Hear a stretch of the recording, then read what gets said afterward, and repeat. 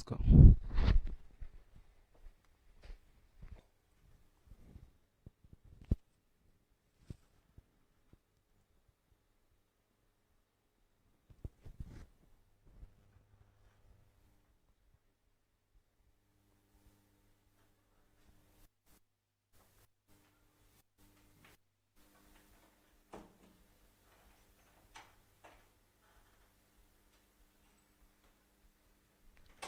Very much.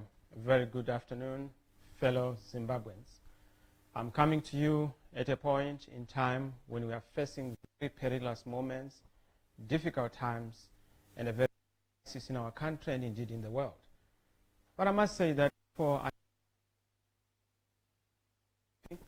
which is a unique press briefing in the sense that we are not using the traditional method, but we are doing it in a very unique way.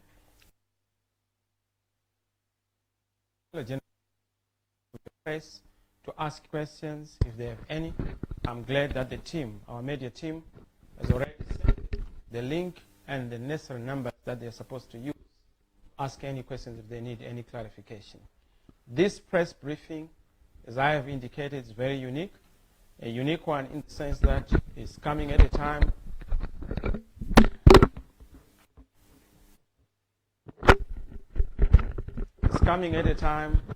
when we are supposed to look at this crisis we are facing in a very, very challenging manner, in a difficult manner.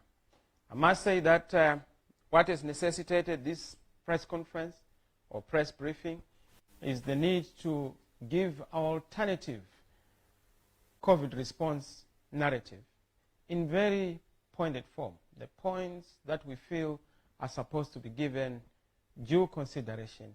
It has been our wish that we would have a united approach as citizens to this pandemic, without being partisan, without being political, because this is not the Met season of our usual politics. It is a season for us to unite and to work together to focus on this pandemic, defeat it, and then look at any other challenges that we have in the country. But before I also go any further, allow me to observe a minute of silence and also a minute of prayer, particularly remembering Zimbabweans who have perished in the country. We have recorded 3 so far. We acknowledge them. We also remember the families. But we also want to remember Zimbabweans in the diaspora, and indeed all the nations and the citizens of the world who have had to endure this pandemic. Those who have passed on, we take a minute of silence, and of course, a minute of deep prayer.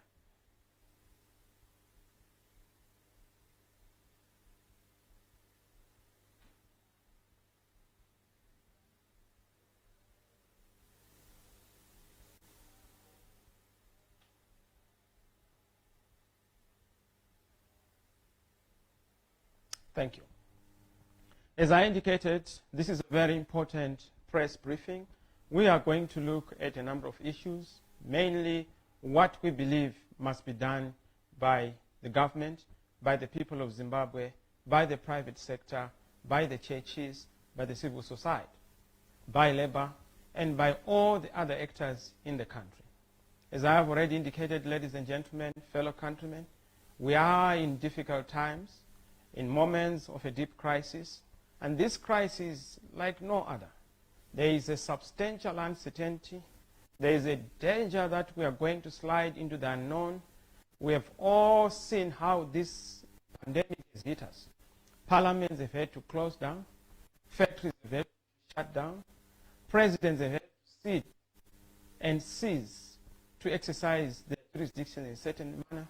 For a moment, we now have discovered that we are all under one president, the presiding authority in the country, the God of our universe, the God Almighty.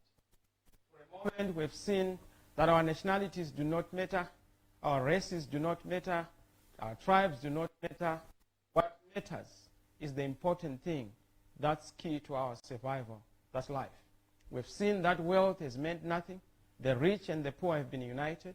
We've seen that divisions do not matter. I've seen that even in areas where there are hostilities, they've had to cease those hostilities to focus on fighting the common enemy, the invisible enemy, called COVID-19. This has imposed an unnecessarily huge impact on the lives and livelihoods of the people of the world. We can see that it's very difficult to predict the future, particularly in the context of a lot that is depending on the epidemiology of the virus, the effectiveness of the containment measures, the development of therapeutic and vaccines that are supposed to be put in place. All are hard to predict because it's a disease that is coming on the face of the earth for the first time. Our country faces multiple crises: the health crisis, the financial crisis, and of course, our deep perennial crisis, which is our poverty crisis. These interact in a very complex way, pretending to be in dimensions that we have not understood before, but presenting us with unprecedented challenges, especially at household level, in our companies, in our firms, financial markets, and even in terms of our supply chains as we knew them. They've all been disrupted. The COVID-19 pandemic is causing more than just a medical problem across the whole world. The pathogen has wrought a staggering death toll that we have seen. The death tolls we have seen across the various nations of our country are just scary. We have seen this in Spain, in Italy, in the United States of America, in the United Kingdom, in South Africa, in Zimbabwe. We have seen the dangers that are being presented by this wrecking menace that has wrecked livelihoods in a very big way. Economies across the world are under severe strain. Supply chains have been radically disrupted. Tourism and air travel is paralyzed. Currency markets are all at an all-time low. We have seen the drop in the predictions that have been made, particularly from the Zimbabwe Tourism Authority, even from the Chamber of Mines, from the commerce sector, particularly the Confederation of the Zimbabwe Industries. We have seen that there are huge indications of the problems that we continue to face. We continue to face unprecedented supply and demand shocks. We continue to see the global economy itself tanking and stalling. The economy as we knew it is gone. We are now in the era of the new. The game has completely changed. The game plan has to change. Our manufacturers, small to medium enterprises continue to face the prospect of not reopening, and even after the reopening or lifting up of borders and lockdowns, unless we too have some very serious bailouts that are going to help us. In the context of Zimbabwe, we are now faced with two impossible choices: the choice of death by hunger at the slow shutdowns that are taking place, but also the death that can be visited upon us on account of this disease, as an insurgent pathogen continues to indiscriminately sweep across the continents of this world. There is considerable uncertainty about what the economic landscape will look like as we emerge from the lockdowns. That is, if we manage to emerge from these lockdowns. Under the assumption that the pandemic and the required containment peaks in the second quarter of this pandemic in the world recede, we are likely to see what has already been projected by the World Economic Outlook of the IMF, that we are going to have a global growth in 2020 to fall by a -3%. This downgrade of 6.3% percentage point from January 2020 is a major revision in a short space of time, indicating the calamity that we are facing.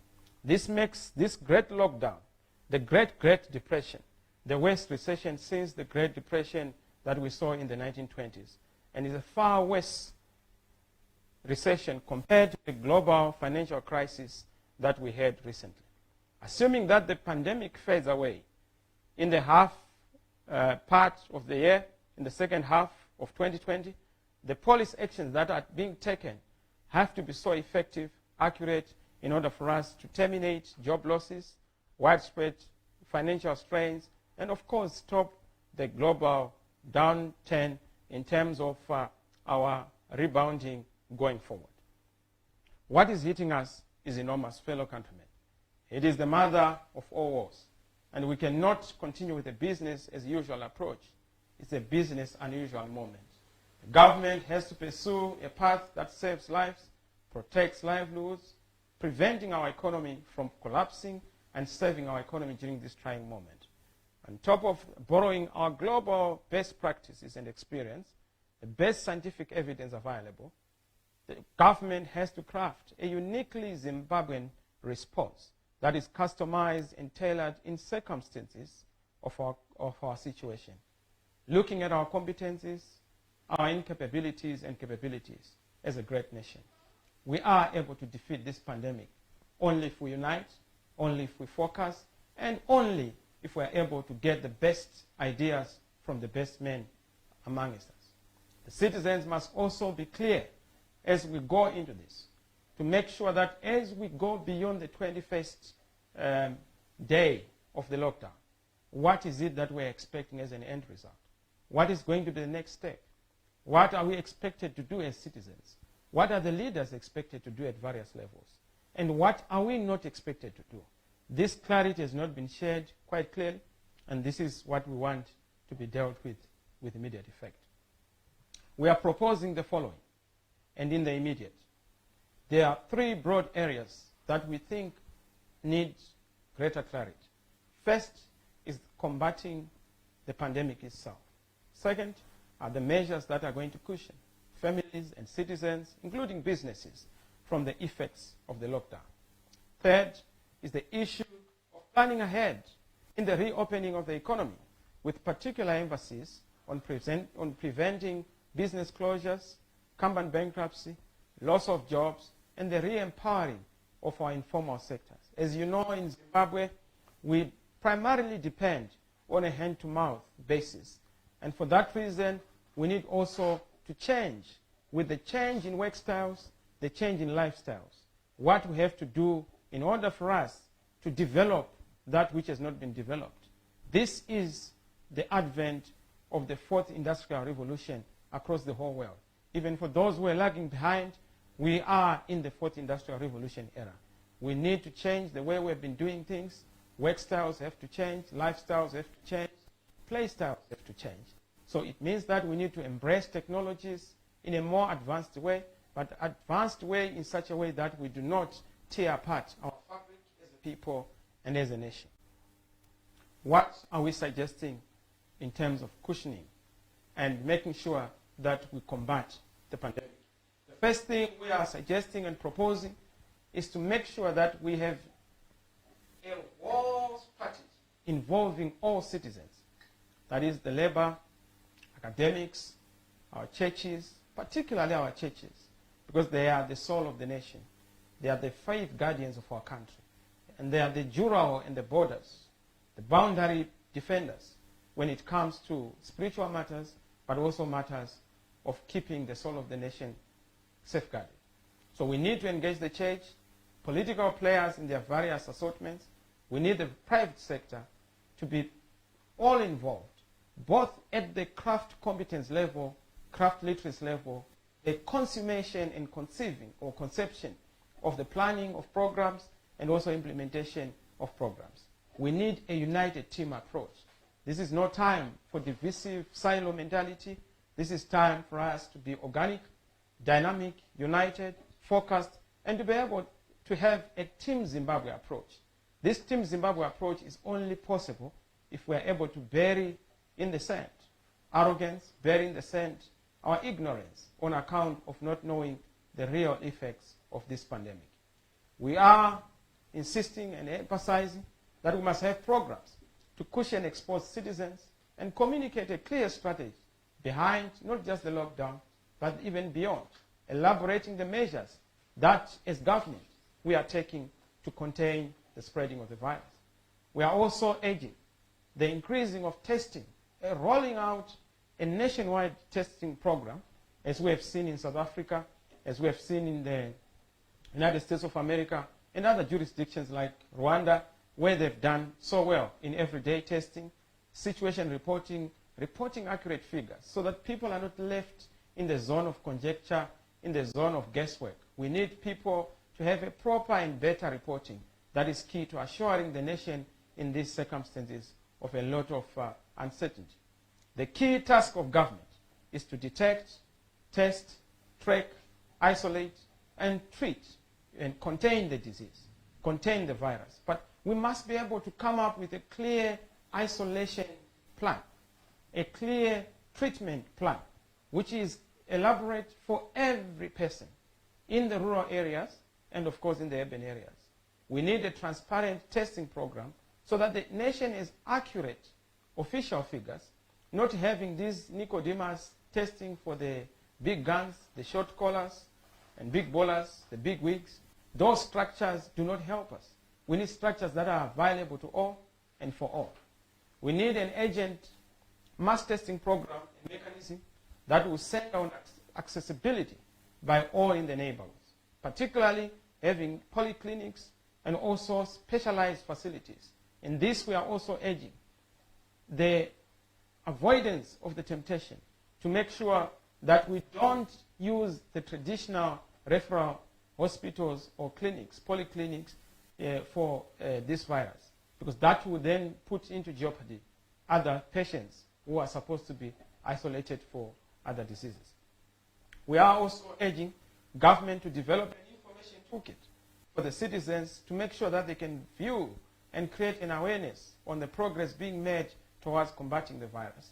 This toolkit must be disseminated through various media channels and platforms, and this toolkit must give specific details of the number of people tested per day, per hour, accurate statistical figures on the outcomes of the test, and of course with hope that this information can provide evidence to show how the country is managing to cope and combat the disease.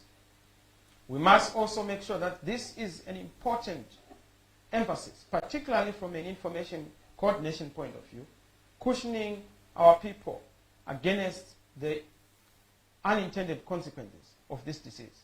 I'm sure you've all seen cases of our fellow Zimbabweans queuing for mealie meal and other basic commodities.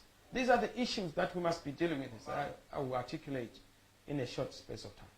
We need to make sure that we cushion our citizens and businesses from distress and speed up the rolling out of a humanitarian support program, a social protective net being put in place, a clear statement on what must be done and what must be put as a benefit to those who would have been affected. We need to get food and monetary assistance without politicizing the humanitarian support and food. I've heard of cases where certain in our political circles have had to use this as an opportunity to try and advance their political fortunes using food as a political weapon. We cannot afford to have the weaponization of food in our context, the weaponization of humanitarian aid in this crisis. We need food for all. No part card in access to the food. We are Zimbabwean. We are God's children, and we have to be fed by a government that is charged with that task. Those who are positive after being tested on account of the tests that are taking place must also get some financial support, at least for a month, so that they can fight the disease and manage the circumstances. Deceased families need government relief through a government relief fund for the beneficiaries, so that we are able to create a social safety net. I know some will say, but where is the money going to be coming from? I say, indeed, this is now the time for the surplus that government has made on account of the 2% levy to be used to cushion not just the victims, but also the workers who are facing very hard times. I was reading of a situation in Denmark, the finance minister there indicating that they've paid 90% of the salaries of those who were affected by this lockdown. That is the direction we must take. We also need a new method of providing water, food, and mealie meal. This is our opportunity to change the way we've been doing things.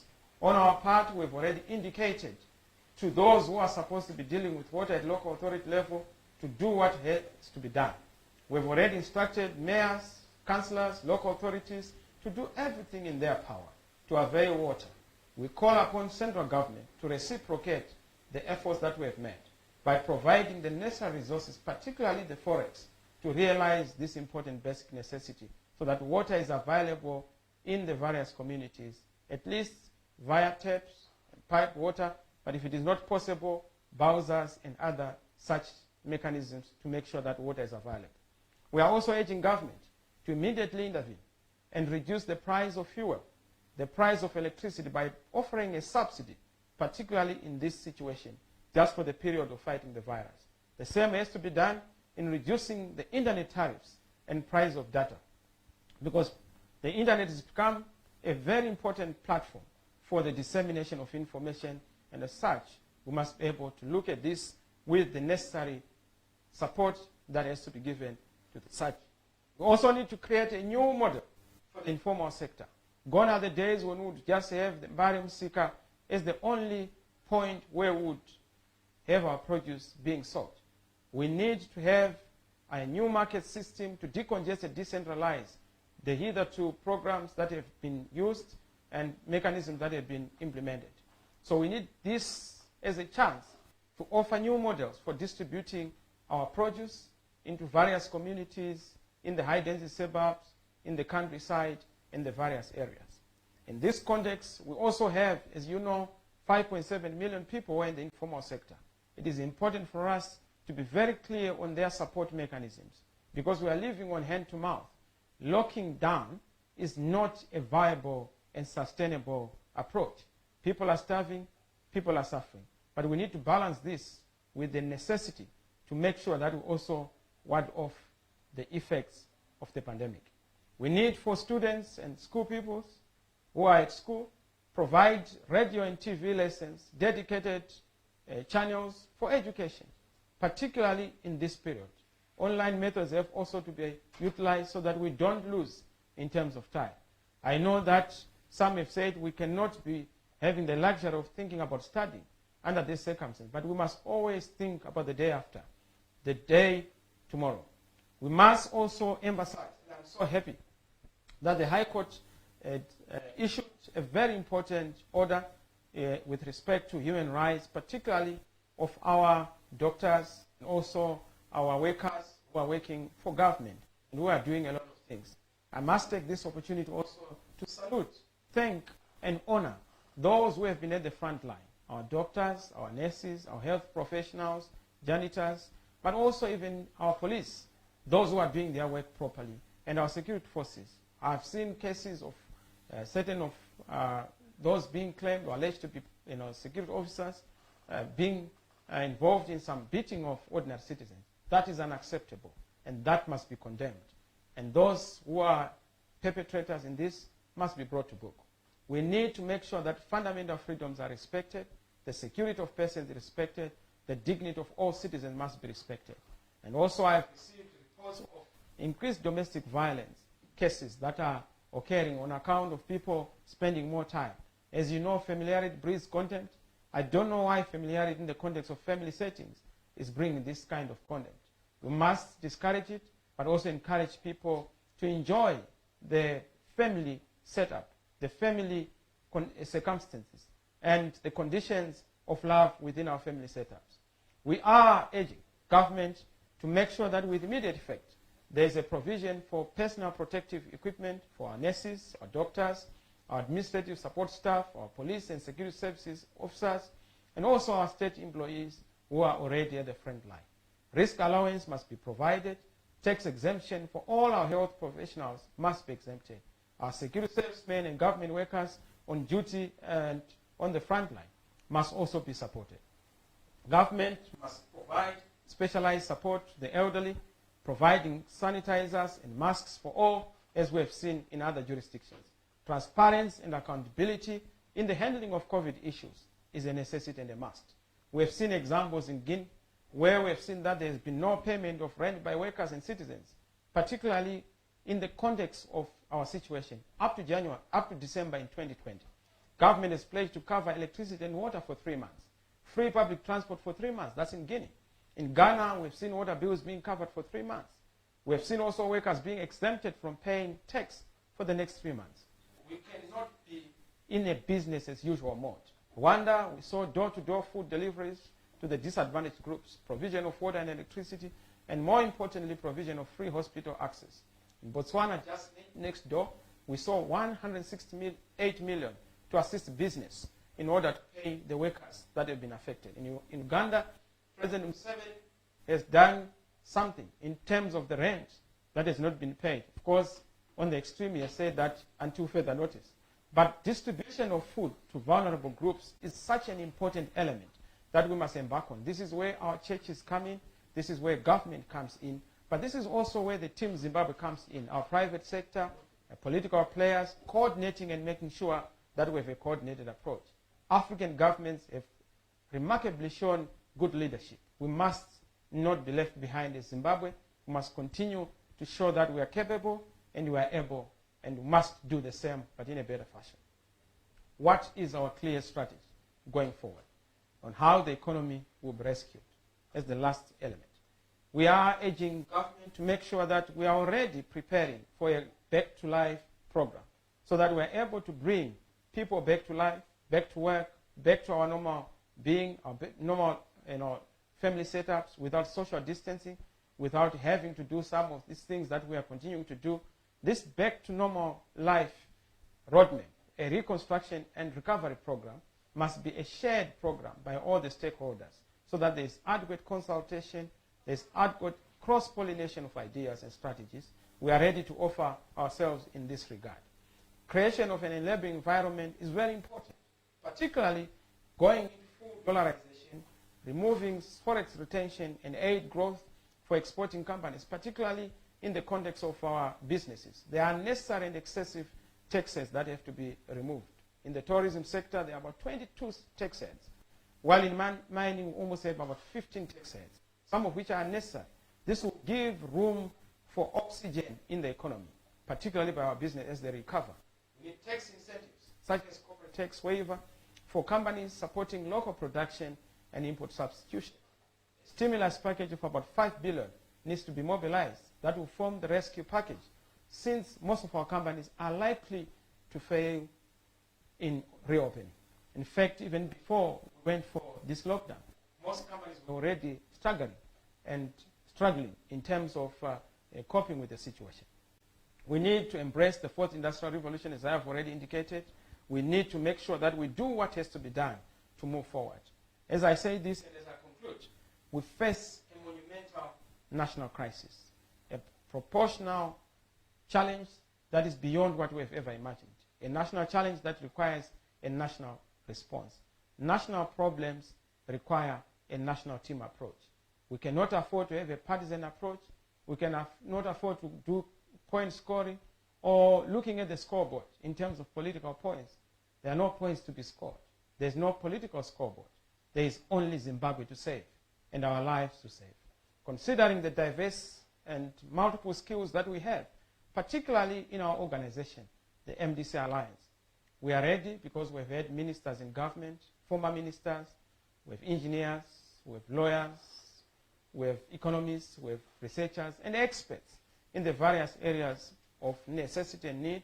We are ready to assist. We don't want polarization in the context of the pandemic. We have chosen to put politics aside, and we want to assist government to craft those measures. Then we can deal with our legitimate issues soon after defeating the virus that is affecting all of us. The diverse skills we have in our organization are so tremendous that they can actually assist the nation at this critical time. We are ready to assist. We are ready to help. We are ready to cooperate.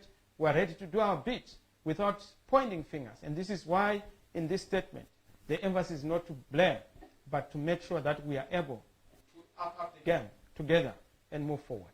This is particularly important, particularly when we realize that whenever we are united, we've never been defeated.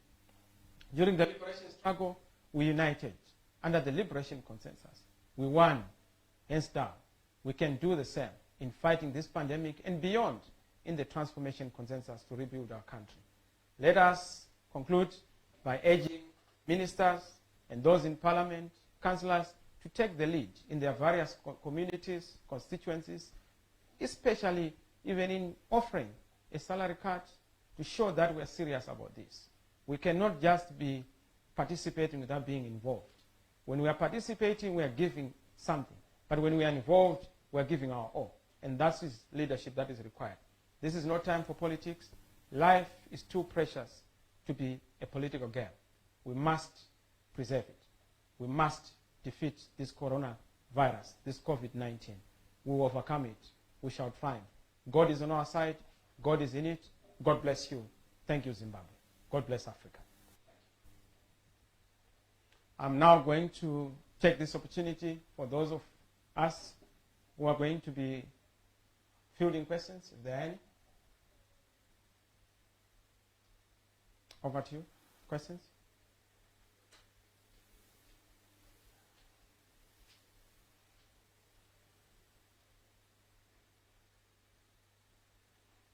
Any journalists who have questions? You can call on the number that's showing on the screen, and then we'll be able to answer your questions. I suppose there are no questions. There being no questions, we want to take this opportunity to thank you for tuning in and wishing you well. Please remember to stay safe, stay secure, maintain social distance, wash your hands, keep your hygiene practice. Don't dare play with this virus. But also, more importantly, we may need a lot of all these issues to help ourselves. But the most important is prayer. In prayer, we will defeat this virus upon the good hygiene practices. Thank you very much. God bless you.